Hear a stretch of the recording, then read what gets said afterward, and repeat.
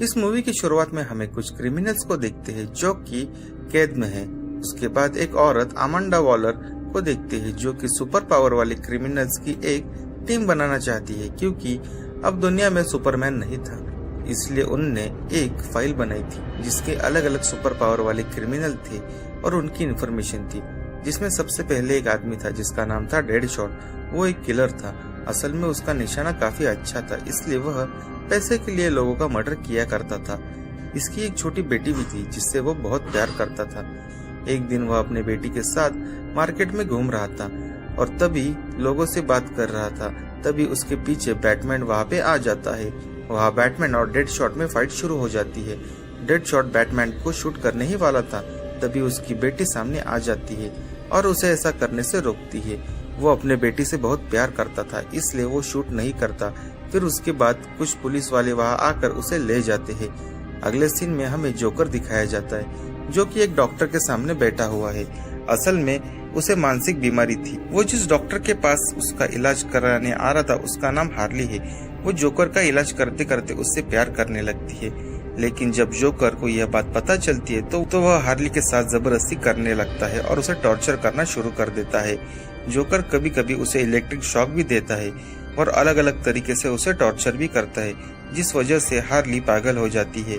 अगले सीन में हम देखते हैं कि हार्ली अपनी कार में बैठकर जोकर के साथ कहीं जा रही होती है, लेकिन तभी वहां पर बैटमैन अपनी गाड़ी में आ जाता है।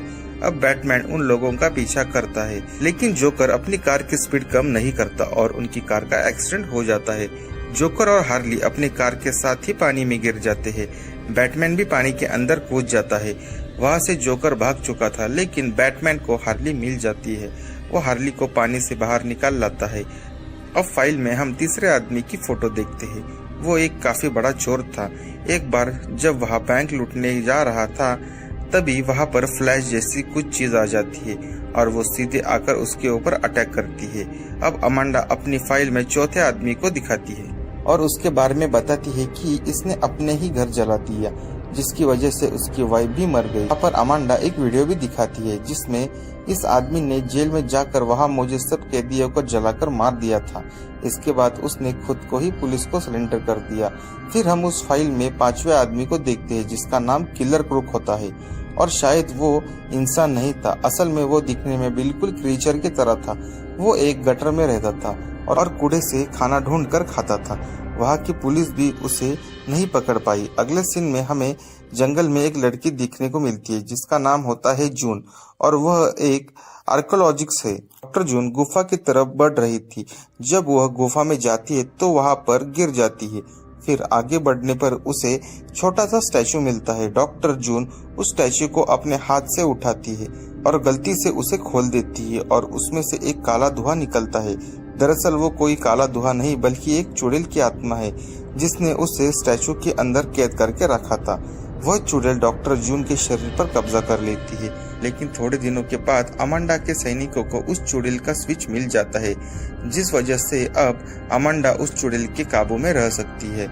अब अमांडा वॉलर अपनी टीम के अलग अलग मेंबर्स को दिखाती है जिसका नाम कर्नल रिल फ्लेक है, जो अमेरिकन आर्मी का एक काबिल सोल्जर है और वह डॉक्टर जून का बॉयफ्रेंड भी है, इसलिए अमांडा उसे भी अपनी टीम में शामिल करना चाहती है। अगले दिन यूएस गवर्नमेंट में कुछ ऑफिसर की मीटिंग करते हैं जहाँ पर यह बात होती है, अगर सुपरमैन जैसा कोई इस पृथ्वी पर आ गया जो कि अच्छा नहीं बल्कि बुरा हो और वो हमें बचाने की जगह वो हमें मारना चाहे तो हम उसका मुकाबला कैसे करेंगे। तो फिर अमांडा सामने आती है और अपनी फाइल सभी को दिखाती है, लेकिन उन सभी में एक अमांडा को टीम बनाने की परमिशन नहीं देना चाहता क्योंकि अमांडा की टीम में सभी क्रिमिनल्स है। तभी अमांडा वहाँ पर डॉक्टर जून को बुलाती है और उससे कहती है कि उस चुड़ैल को बाहर आने के लिए बोलो। अब जैसे ही डॉक्टर जून उस चुड़ैल का नाम लेती है तो वो चुड़ैल रूप में बदल जाती है, जो कि देखने में काफी ज्यादा डरावनी थी। वहाँ मौजूद सभी लोग काफी हैरान हो जाते हैं। अब अमांडा उस चुड़ैल से कहती है कि हमें दिखाओ कि तुम क्या कर सकती हो। तभी चुड़ैल वहाँ से गायब हो जाती है और फिर फाइल लेकर वहाँ पहुँच जाती है। अब अमांडा बोलती है कि जर्मनी की वो फाइल है जिसके द्वारा बनाए गए सभी हथियारों की डिटेल है। असल में अमांडा इस चुड़ैल के दिल को अपने कब्जे में लेकर उसे अपने इशारों पे नचा रही है। फिर ऑफिसर अमांडा के प्रोजेक्ट को एक्सपेरिमेंट कर लेते हैं। दूसरी तरफ हार्ली के अरेस्ट होने के बाद जोकर काफी ज्यादा सैड हो जाता है। वह हार्ली को वापस लाना चाहता है।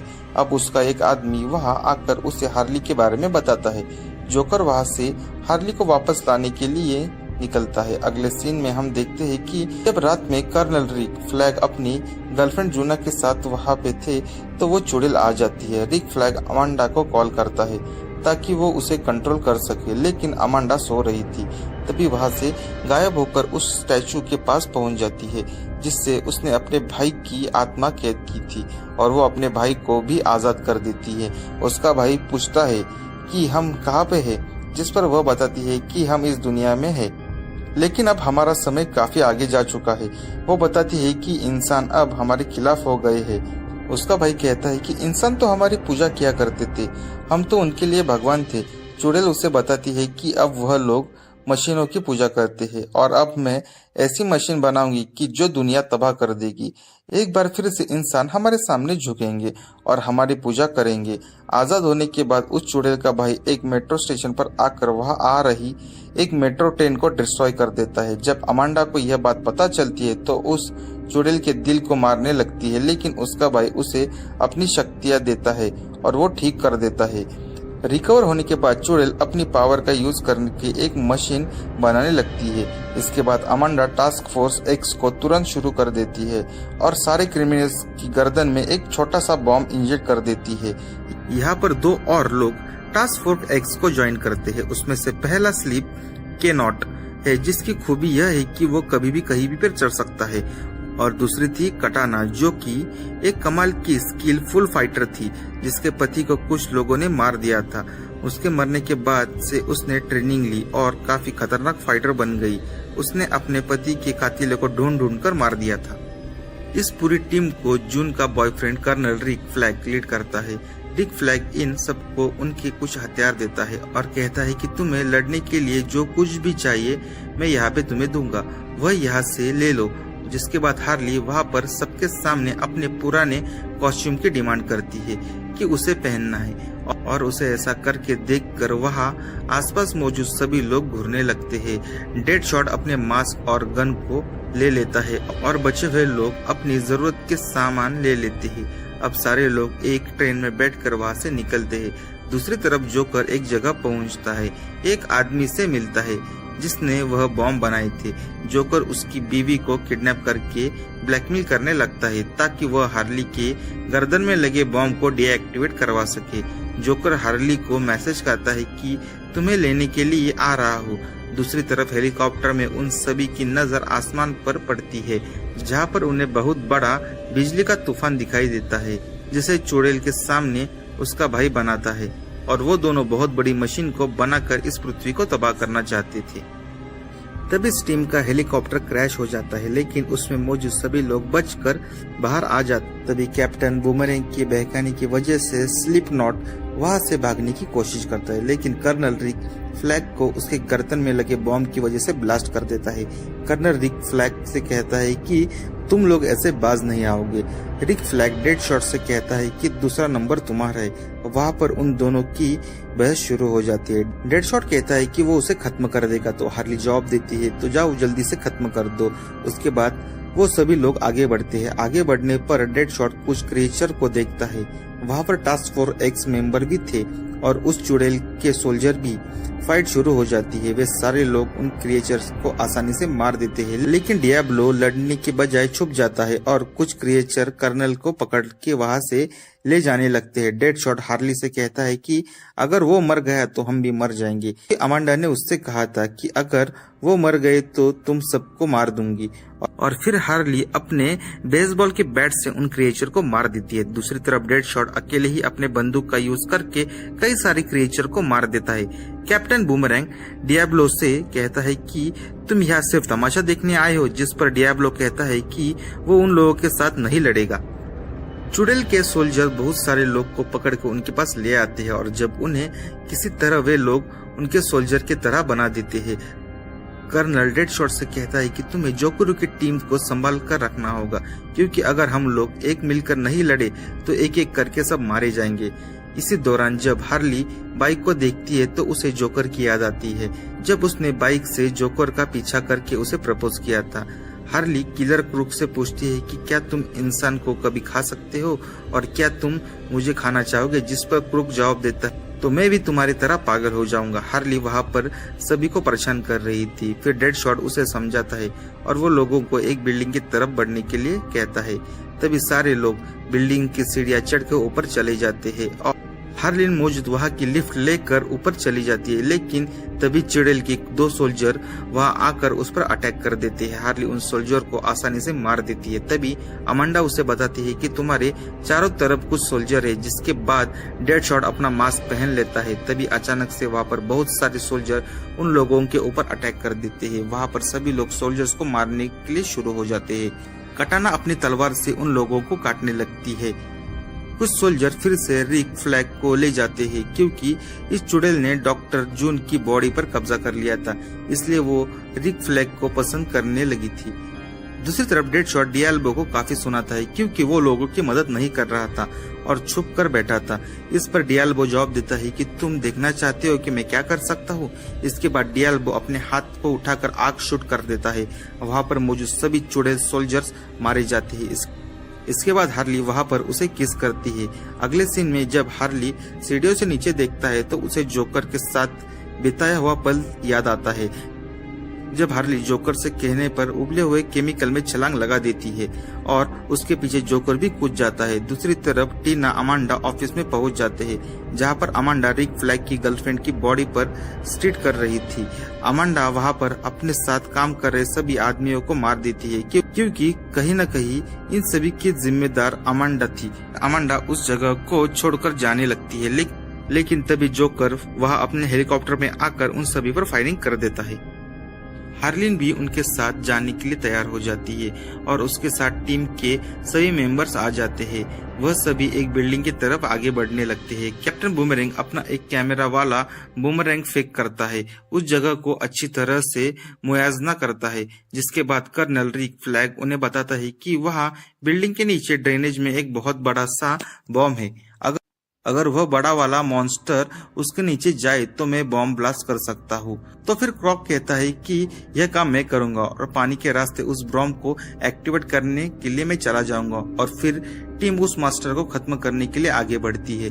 जब वहाँ पहुँचते हैं तो चुड़ैल को एहसास हो जाता है कि सुसाइड स्क्वाड वहाँ पे आ चुकी है। वो कहती है कि तुम डरो मत, मेरे सामने आओ, मैं तुम्हें नहीं मारूंगी। चुड़ैल कहते है कि अगर तुम सब मेरे सामने झुकाओगे तो तुम्हारा हर सपना पूरा कर दूंगी।